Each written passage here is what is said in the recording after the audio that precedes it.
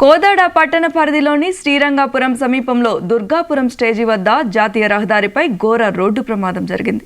ఆగి ఉన్న లారీని వెనుక నుంచి ఎర్టిగా ఉన్న కారు ఢీకొట్టడంతో అందులో ఉన్న ఓ చిన్నారితో సహా 6 చనిపోయారు. మరో 2కి తీవ్ర గాయాలయ్యాయి. ప్రమాద సమయంలో కారులో 8 మంది ప్రయాణిస్తున్నారు. 6 సంఘటనా స్థలంలోనే చనిపోయారు. గాయపడిన 2ని కోదాడ ప్రభుత్వ ఆసుపత్రికి తరలించారు. కారు హైదరాబాద్ నుంచి విజయవాడకు వెళ్తుండగా ఈ ప్రమాదం జరిగింది. పోలీసులు ఘటనా స్థలానికి చేరుకొని సహాయక చర్యలు చేపట్టారు.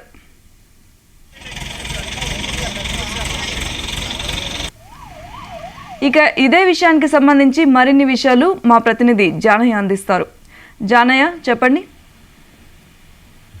సౌమ్య, విజయవాడ హైదరాబాద్ రహదారి రోజు ఒక రోడ్డు ప్రమాదంతో రక్తసిక్తంగా మారిందని చెప్పవచ్చు. ఈ రోజు తెల్లవారుజామున జరిగినటువంటి రోడ్డు ప్రమాదంలో 6 అక్కడికక్కడే మృతి చెందడం జరిగింది. మరో 4కి కూడా తీవ్ర గాయాలైన కోదాడ సమీపంలో ఉన్నటువంటి శ్రీరంగపురం స్టేజ్ వద్ద ఈ ఘటన చోటు చేసుకోవడం జరిగింది.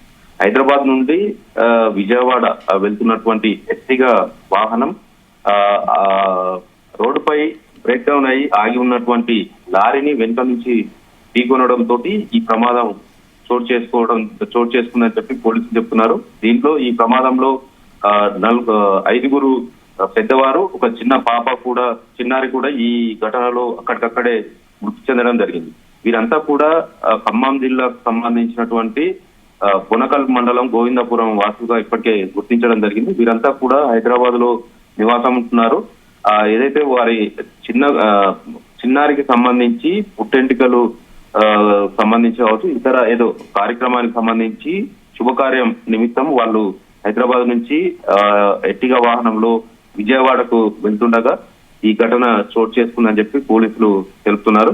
ఈ ప్రమాదంలో ఏదైతే మృతి చెందినటువంటి వారిలో ఆ పాప తల్లిదండ్రులు, అలాగే తాతయ్య, నాయనమ్మతో పాటు ఇంకో తాతయ్య కూడా మృతి చెందడం జరిగింది. వీళ్ళు ఆ ఎర్టిగా వాహనంలో మొత్తం 10 మంది మొత్తం సభ్యులు, కుటుంబ సభ్యులంతా కూడా తమ పాప పుట్టింటికి సంబంధించి తీయించేందుకు విజయవాడకు వెళ్తున్న క్రమంలో వీరి వాహనం ఒక్కసారిగా లారీని ఢీకొనడంతో అక్కడికక్కడే మృతి చెందడం జరిగింది. ఈ క్షతగాత్రులను అంతా కూడా కోదాడ ప్రభుత్వ ఆసుపత్రికి తరలించి చికిత్స అందిస్తున్నారు.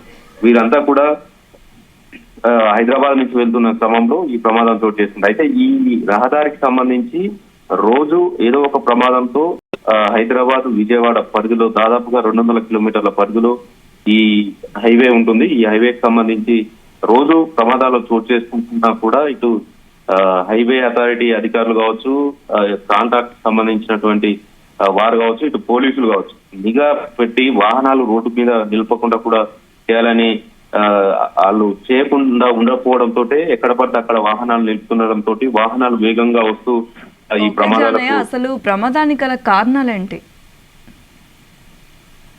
సౌమ్య, వీళ్ళు తెల్లవారుజామున ఈ ప్రమాదం చోటు చేసుకోవడం జరిగింది. వీరు ఏదైతే ఆగి ఉన్నటువంటి లారీని ఢీకొట్టడంతో ఈ ప్రమాదం జరిగింది.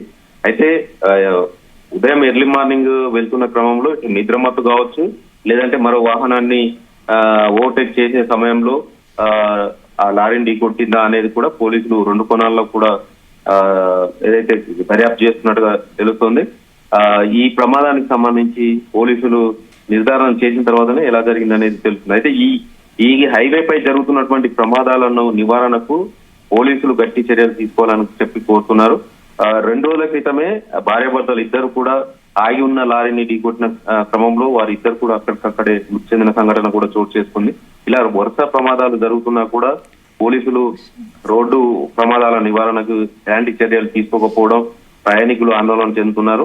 వీరు ఈ రోజు జరిగినటువంటి ప్రమాదంలో నల్లమల చంద్రరావు, అలాగే మాణిక్యమ్మ, వారి కొడుకు, కోడలు, మనోరాలు, వీళ్ళు 5. వీరితో పాటు ఇంకొక వ్యక్తి కూడా మృతి చెందడం జరిగింది. వీళ్ళంతా కూడా ఖమ్మం జిల్లాకు చెందినటువంటి బొనకల్లు వాసులుగా ఇప్పటికే గుర్తించడం జరిగింది. వీటిని అంతా కూడా మృతదేహాలను కూడా మార్చూరికి తరలించారు.